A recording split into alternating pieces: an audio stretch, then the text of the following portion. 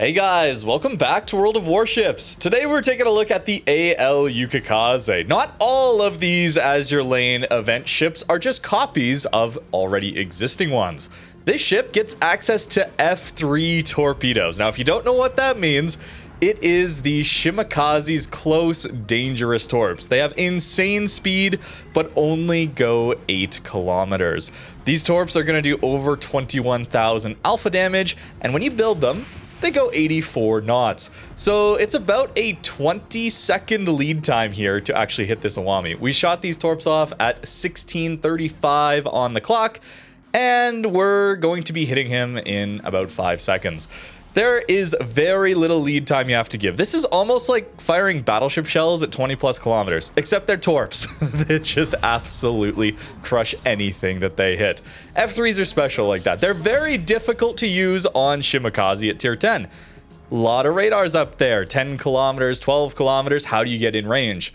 Well, what if you just take that down to tier 8? Way less radars, way less powerful ships, way less DPM. You still get essentially a Kagero here. This is a copy of Kagero in basically every way outside of those torpedoes. And unfortunately, you don't get access to a torpedo reload booster.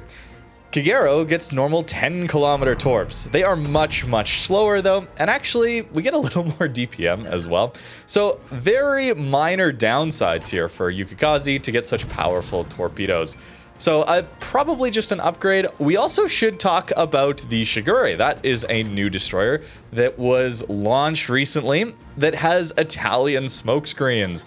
That one also does get a little bit worse torpedoes on the side too. That has the torpedoes off of Shiratsuyu, so even a tier lower. We're getting tier 10 torpedoes on this one. We lack that Italian smoke of Shigure. We lack the torpedo reload booster of Kagero. But I love having these torpedoes at this tier. I often am recommending Shimakaze's run the 12 kilometer torps.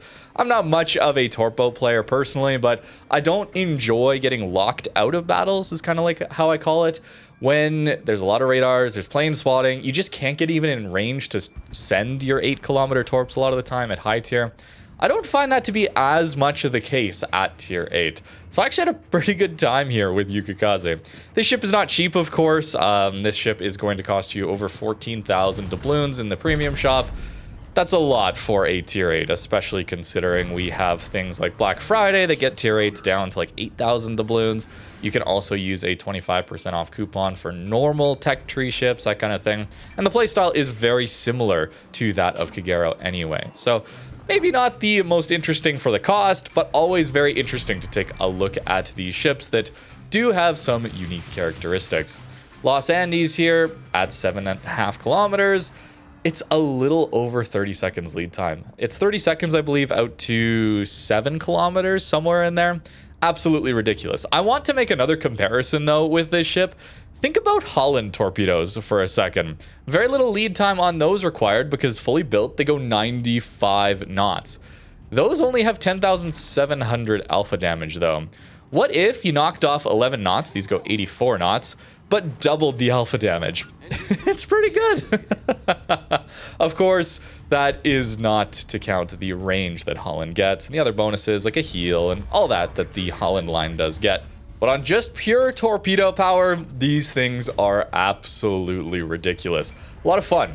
We're going to go after this Amagi clone, the Ignis, and he's kind of bow in, pushing towards us. This is not an optimal angle for torpedoes. It's very difficult to predict exactly what he's going to do. I'm thinking he's going to send it towards the rock here, so that's where I'm going to launch my torpedoes. And as soon as I do, tell me if this is familiar, he turns bow in on them. That's okay, because they're going to get there relatively quickly, so he shouldn't be able to get out from underneath them. But sometimes with slower torpedoes, you will have this scenario where people pushing into you bow on, slight changes, you're trying to predict them making a turn. That's where you want to hit, obviously. Broadsides are very important for hitting torpedoes. And then they make a small correction, and then you just whiff your entire salvo. Here, I mean, the torps just get there so quickly. Oftentimes when I'm playing torp DDs, you may have noticed on my videos, I cut out a lot of the time it takes for the torpedoes to travel to their target. It's just not a lot going on. I'm leaving it in here purposefully, just to show off how ridiculously fast these torpedoes are.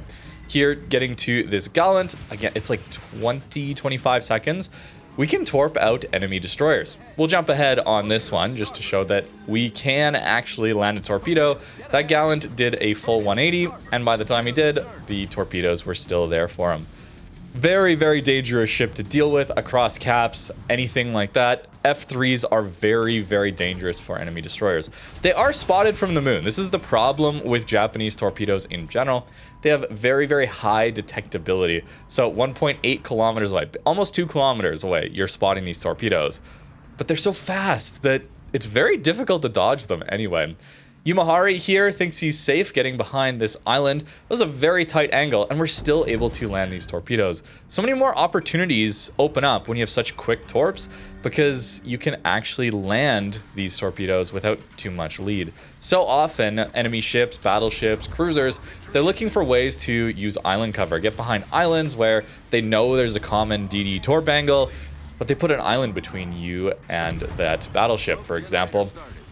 Not so here. They have to get there very quickly, or else we will land those torpedoes. Sending the torps for the battleship, but also Fanta. He's going to actually drift into that torpedo. He's focused on something else, trying to fire his main guns. These torps come up on you quick, man. You should be able to dodge. Like, that's the thing. On paper, you should be able to dodge them. With a reaction time of, 9 seconds or so, you should be able to dodge them. But I often find myself eating these torpedoes anyway, even though they are spotted from so far away, because they're just simply so quick. And it's not like Holland where you eat a Holland torp, even in a DD, like on your bow or stern, it does like 5,000 damage. It's unfortunate, but not game ending. Here, it's a lot of damage. Now we want to go to the flank. I should talk about general playstyle.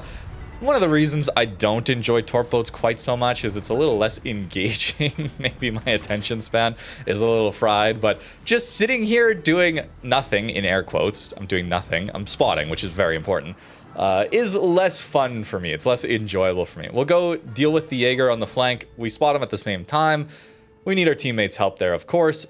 Trying not to use my smoke here, by the way. Border scrubbing, I know, I'm sorry. But we take a couple thousand damage. I think that was worth it to not use our smoke screen, because that's often our lifeline in these DD engagements. And then I'm just going to reverse up the flank here. Reversing because I did not know where the Jaeger was until he got spotted there in the middle of the map. So if I did get spotted, didn't want to be bow on, I can get away quickly then. But also, look at our spotting damage. I'm at 92,000 spotting damage, and we're not even 5 minutes into this battle. It's very, very important as a destroyer to be spotting, okay? You're going to win so many games just off of that alone. You don't need to be necessarily the one to deal all the damage, because your teammates just have way better gun power, especially at range. So this is a very important role. It's less enjoyable for me personally, but these Japanese torpedo boats do an incredible job. And since they're so stealthy, you're outspotting the DDs. Maybe that's enough pressure to get them to back off on your flank. And then you get an example like this, where once those enemy destroyers are dealt with or they've run away, you get free torp lanes on these enemy ships. Gudin decides it's not worth just sitting here in front of a torp boat, so he tries to get away, but we just keep him spotted for a Pioneer and smoke. This is just a random teammate. This isn't even a divved up, smoke cruiser with a destroyer spotting for them. This sort of thing happens within random battles. Not all the time. I can't guarantee you're gonna have good teammates, but oftentimes this is the case with torp boats, and you need your team's support to deal with those destroyers in the first place, and in return then you can go spot the entire flank for your team. We ended with 140,000 spotting damage and only 30k damage, and yet this was close to a 2k base XP game. Very important to be spotting. And these Japanese torp boats do a very, very good job of it.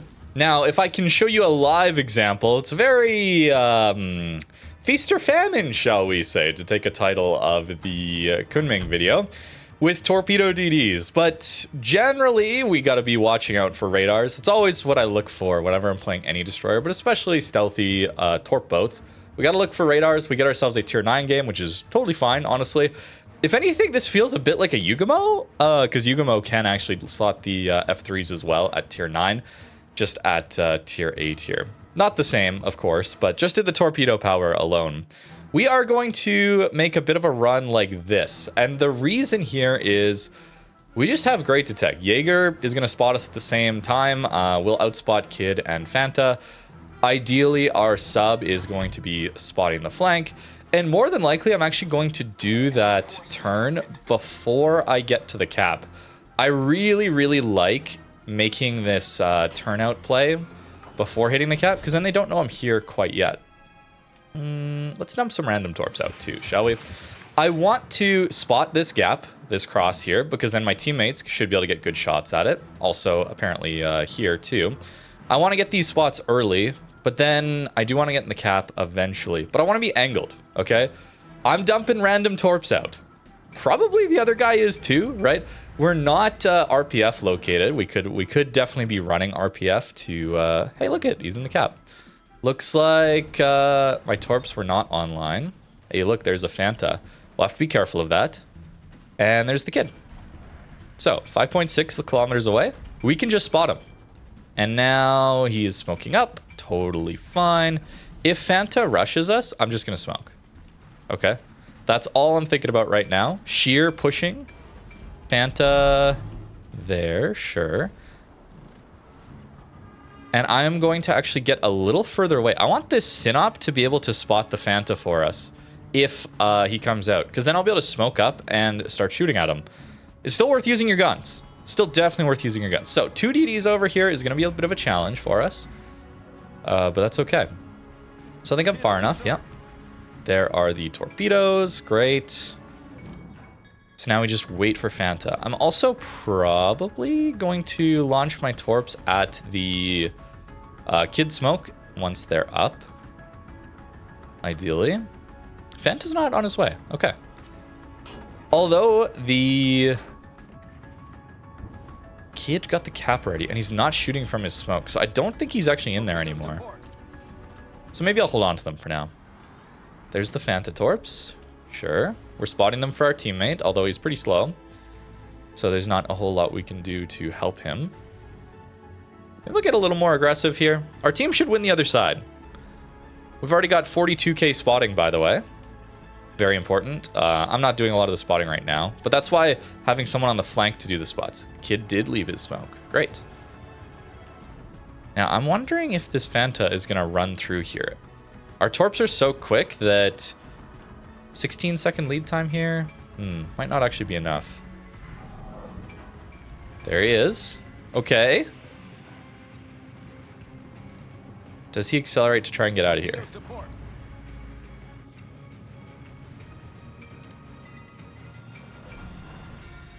I think I can shoot at him. Yep. Nice. He reverses. That's fine. We're just gonna play some mind games here. Monarch. There, sure. Here we go. Send the Torps. And then we go forward. We don't want to be spotted because then he'll know we launched the Torpedoes. Come on. Oh, he slowed down. Unfortunate. That's okay. We can still get away from here. We can still get away from here. It's just a smoke as soon as he pops out if he rushes us. Although, if he's just going to do that, my team might get some good spots on him. And we are a thin target also, so I'm going to wiggle a lot here to try and avoid this incoming damage. I'm also going to slow down because then he'll overlead us. Looks like he's actually out of his reload booster. So he's not actually getting that much damage into us. We're keeping him lit. We're baiting him. Okay. Notice I'm not greeting at all for my front gun. I simply want to keep him engaged with us. And we're taking like 600 damage at a time. Like, who cares about that, you know? Interesting that we are still lit, by the way. I'm currently reversing, so we need to keep our momentum in the turn here. Interesting that we were still lit, and that's because the kid is right here, actually. He smokes up to shoot at us. That's totally fine. Don't really mind that. Monarch going to be pushing here. And look at this. We'll go to 8 kilometers here. Yeah. And now we smoke up. So here's the play. We smoke up, and now we're getting spotting from our teammates. This was what I was talking about earlier, is we really need to make sure that when we smoke up to do these plays, okay, some lag there, unfortunate. When we smoke up to make these plays where we want to shoot the DD from our smoke for free like this, we need to make sure our teammates are in a position to actually spot the guy. Otherwise, it's not really going to go that well. We got all 6 there, so that is going to be a very low Fanta. The Torps, oh, I don't know if they reach. They do, they do, they do. Just barely though. You see how they ranged right then? So now I'm wondering if Fanta is going to be here or if he's going to be pushing for our B cap. I left my smoke because we know that... Oh, please tell me that gets over. 127. Yes, we get him. Huge, huge plays, huge plays, huge plays. Now the kid is shooting us from really far away. So we know he's still in his smoke. So I can re-aggress here to try and get some torpedoes off. Very interesting flank. Okay, not always are we having interesting games in our Torp boats, but we're running up against some gunboat DDs and we're making use of our tools, our smoke screens, island positions, our Torps. I was getting a little greedy on trying to Torp a DD. That's not always going to happen. But, this is so fun. So now, notice how the Monarch is pushing. Okay, maybe he turns in. But I was thinking, if he pushes this way, so often you can't get a Torp angle here because you're going to be blocked by this island. But in this case, I think our Torps would have been fast enough. Here, however, look at his guns. Is he turning his rear guns around to the other side? That means it's going to be a pretty obvious full turn. Okay? See how this gun is turning around this way? Usually, maybe he's going the other way now. Usually that happens when a battleship wants to make a full turn. In this case, actually, he is going to slow down and turn in. Smart. Smart battleship player. Okay. It would appear we may land one or our Torps are too quick. Torps are too quick. Very smart for him to recognize that he was making a very obvious turn in front of a last known position of an enemy DD. The reason I'm playing further back than necessary, like you could get up to 5.5 kilometers away from Monarch, but I'm not doing that because I didn't know where the kid was. But now that I know where the kid is, now we can do that. Okay, now we can get very, very close. I think maybe I let him know by using priority target. Actually, let's not get too close here. I might actually get spotted. Turned in too far here. 5.4. I think we're okay. So Monarch has to angle to Minnesota or Kearsarge. Crossfire was applied, and so he was in a lot of trouble there. Perhaps he didn't complete his full turn because of the Torp, so he got locked in. Not sure, but whatever it was, we will take it. Now, I could go get A, but I don't think that's as valuable as going to deal with this destroyer when I have Albemarle backup, okay? I have low HP, the kid has very healthy HP, but if I can keep him spotted and our cruiser can get some hits in, I'm not gonna want to take the engagement fully. What I want to do is just get him lit for our teammates to do some damage to. We should be aware he could have pushed, but I don't think so. Albemarle Hydro, very, very nice. I would assume he's cutting across to C or he's going out like this to his backup. There he is. He cut across. So now, I don't want to get spotted. Slow down, slow down, slow down, slow down. Yeah, here we go. Spotting, guys. Hello, Mr. Kid. How are we today? He gets the cap. I don't care. I don't care. The points won't tick too quickly. And now he is going to go to the C cap. That's fine. Probably he torped this direction. But our Albemarle, we know, has a Hydro up. And we're just going to keep him lit. I love these spotting games. This is not like that action-packed, but it's just so fun to consistently... it's so frustrating as a DD to just be constantly outspotted like this. It's really funny. Here we go. Albemarle gets some shots finally, ideally. I need to keep pushing pretty aggressively to catch up with him. And our Kearsarge will get the A cap. That's another reason. Very nice that we didn't have to go necessarily to get A. Much more important we're here. Ooh, if he's smoking. Let's try it. Now, we've dumped our torpedoes, so be a little cautious here now. Our Albemarle is quite healthy. So that should be fine for him to keep pushing. The kid probably keeps running because of Albemarle pushing. As a counterpoint, though... As a counterpoint, perhaps not. Oh, man. When you get games like this, it's actually really fun to run Torp boats. These are quite rare, though, I would say. I think usually you're getting games where everybody runs away from you and you just simply are you're locked out. You don't have the range on your armaments to actually impact the battle, really. This was a bit of a special case, but I'll take it. I'll take it, especially for a live commentary game. We didn't really have to worry about radars in this one. That is a bit of a weird one, but we'll take it. Usually that forces us back pretty far. Now, I wonder if this Harbin has re-pushed into the cap here. Does Harbin have Hydro? No, he does not. Nice. I'm using this Hydro. Yes. Wait, I might be able to Citadel him. No, not if he turns like that.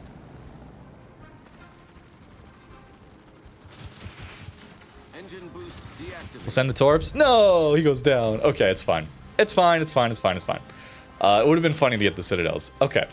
Decent damage, but solid battle impact in this one, I think. We played pretty well. Double gunboat flank. Usually that is the problem for a lot of Torp boats, is trying to deal with the gunboats. But you saw what I was doing there. I was playing passive enough, trying to bait them into situations where they wanted to open up on me, but they were so close to my teammates' support that they're eating so much more damage than I am from their guns, especially because I stayed angled.